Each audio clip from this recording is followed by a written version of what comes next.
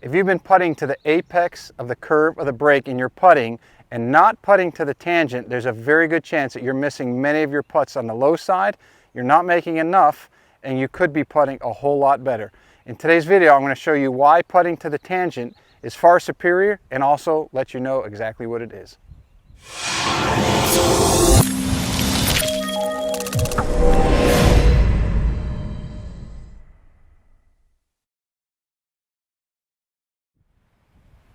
So as I said in the intro, today we're going to talk about the apex. First of all, I'm going to give you a definition of what it is. Second, I'm going to illustrate it for you so you can see what I'm referring to. Third, I'm going to show you why you should not putt to the apex. Fourth, I'm going to show you what the tangent line is. And then fifth, I'm going to show you why putting to the tangent line is far superior if you're to make putts more often. So I've got a little station set up here for some illustration. If I can get the camera to come around here and show right down the line. And what this white string line will illustrate would be if this putt was straight line all the way to the hole, which it obviously isn't. We have a slope of the green coming from your viewing right across to the left. Now, if you can come a little bit closer up here, what I want you to see is obviously this is our ball that we're going to putt. And as you track down the line, you can see that the tees illustrate the curve of the putt as it goes up the hill. As they get further and further away from the string line, it gets to the apex point, which is illustrated by the pink tee, and then you can see as it starts to fall down the hill to the hole, the white tees start to get closer to the line again. So if you scroll back to the pink tee, which is the apex, this is defined by the highest point of the curve away from the straight putt line. So here's the reason that you do not putt to the apex or the highest point of the arc off the fall line when you're reading or when you're looking to align your putter and your ball, if you have a line on it like I have on this ball here, or however you're going to line up to stroke your putt. This blue line right here, and you might not be able to see it because the camera doesn't dial in so far, but this blue line I have lined up directly at the pink tee, which as we know from earlier in the video is the apex, or what some would consider the high point of the break. If I were to make a putt straight at that tee with the right speed, you'll notice that it falls short of the hole even though the distance control was very good. It was within a couple inches of the hole. Now why is that? It's because between where our ball is and where the apex of the curve is, there are incremental breaks. Okay, so if I hit the ball straight at that apex point, it's going to be breaking along the green, and by the time it reaches that distance, which for here is about 8 feet, the ball is already going to be below the apex point.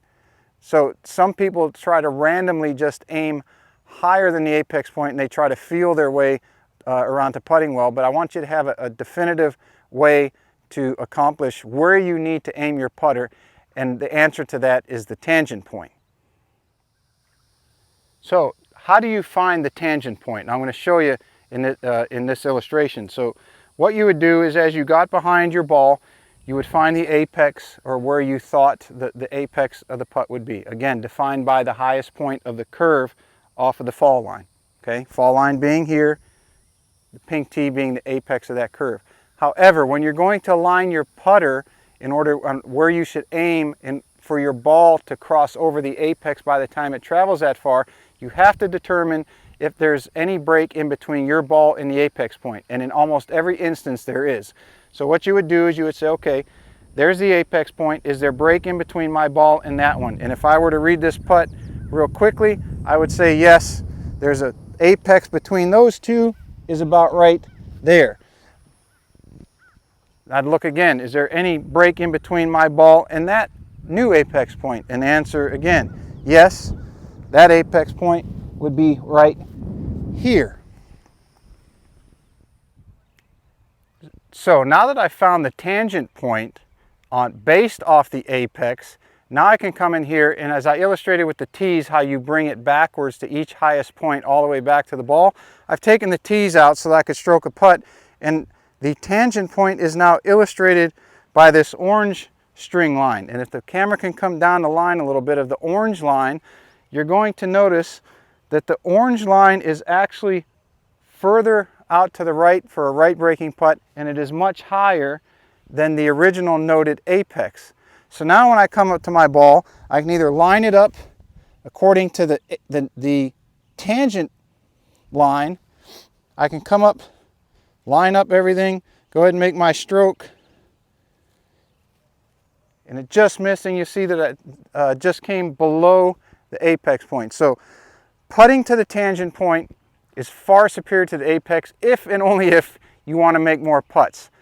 So number one, you can determine where the apex is, but number two, you want to determine how many apexes there are in between that apex point and your ball, and then you're going to putt to the final tangent from the closest to your ball to that little spot, and then that you're going to mark your point there, and then all it is a straight putt from that point to the tangent line. So I hope this helps. It was a little in depth. If you have any questions, feel free to post them in the comments below. If you give this a try and you have some success, we'd also love to hear about that. And please don't forget to subscribe to our channel. Hey everybody, thank you for watching another one of our videos. We hope you picked up something that's beneficial to your game. If you tried what we just gave you today, love to hear about it. Post it in the comments below. Don't forget to click subscribe. We'd love to have you as a follower. You can also hit us up on Facebook, Instagram, and Twitter under The Golf Paradigm. And don't forget to follow the hottest podcast in golf, our podcast called Golf 360. If you'd like to subscribe or watch some more of our videos, you can do so right over here.